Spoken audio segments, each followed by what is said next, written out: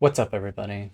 So this one is going to be a stretch, but my friend brought it up and I thought it was something worth mentioning because I think it's cool. So every time you finish your character and it says, "Who do you dream of at night?" it goes to a drow. Every single time. Tell me, who do you dream of at night? Tell me, who do you dream of at night? Tell me, who do you dream of at night? You would think that it would match your race type, especially if it's an illithid or an outside force trying to convince you otherwise of controlling you or influencing you. A dragonborn would probably be more comfortable with a dragonborn, uh, gnome with a gnome, drow with a drow. Even though this is a fantasy, most races would be like Yas Queen to whatever.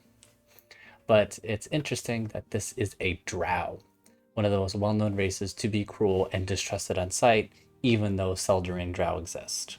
So this makes me think that this could possibly be influenced by Lolth herself, or maybe a priestess of hers, but I doubt it's a priestess, but let me explain. So just a quick backstory, Mind Flayers and Drows hate each other, so it's not uncommon for them to kind of fuck with each other one way or another, including maybe them trying to mess with the tadpoles, with the tadpole pool, but it would definitely be interesting to learn if that is something that happened. So Lolth is an incredibly jealous deity, as well as a deity who looks to obtain power in any way, shape, or form. It says here in the D&D wiki that Lolth disdained planar beings less powerful than herself, viewing them as either pawns or foes. At the same time, she held those more powerful than her in contempt, coveting the status of the most powerful beings and seeking to ascend to their station through deception, betrayal, and murder. This concept could link to us pretty easily, even though that we aren't planar beings. She thinks of us as pawns, or at least those who are infected with the magic or the tadpoles themselves as pawns, to help her with her deception and betrayal. And murder, of course. These three also slightly have a little bit of common with the deity Baal, the one we most know from Baldur's Gate 1 and 2, or the Baal spawn rather, being deception, betrayal, and murder. With deception, she's trying to force or control and manipulate us through the magic or the tadpole, possibly, obviously. And betrayal would go along the same concepts of that, kind of working hand in hand with each other.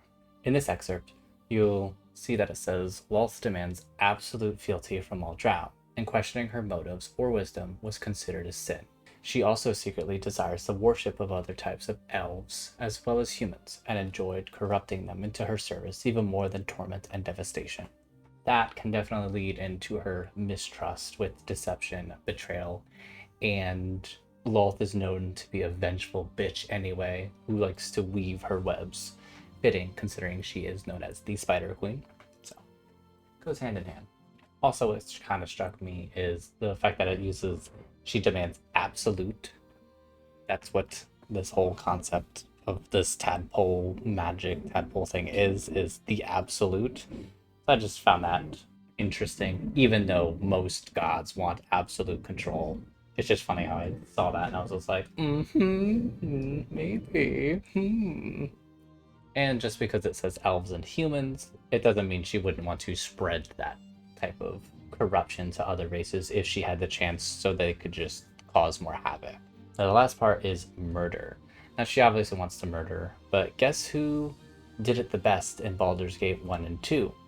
Basically, almost upshowed her. That would be Baal, or the Baal spawn. Considering she is an incredibly jealous god, she would want to create her own devious play to almost spite Baal, and to almost have her name running through the mouths of Baldur's Gate and not Baal. Now, earlier I said it was Lolth or maybe a priest, and the only reason I don't think it was a priest is because, as it says here, any attempt by the Drow to emulate Lolth was doomed to fail. For unlike other humanoids, their arachnid deity was without their form or psychology. They were ashamed that they could not fully live up to her demands, and in truth, the Spider Queen was the one they could never truly please. So if this wasn't Lolth, it has to be an extremely arrogant drow to pull this off, if it even was one. And they would need to pull this off to please her, which even in the end probably wouldn't, because she'd probably just kill that drow and take over this type of thing that they're trying to work towards. But what do you guys think? Do you think Lolth, or maybe a priestess of hers, is a part of the game? Do you think that she may have tampered with the tadpoles in some way? Or do you just simply think that it's just a base character model that they just went with and they said, oh, there you go, start with this?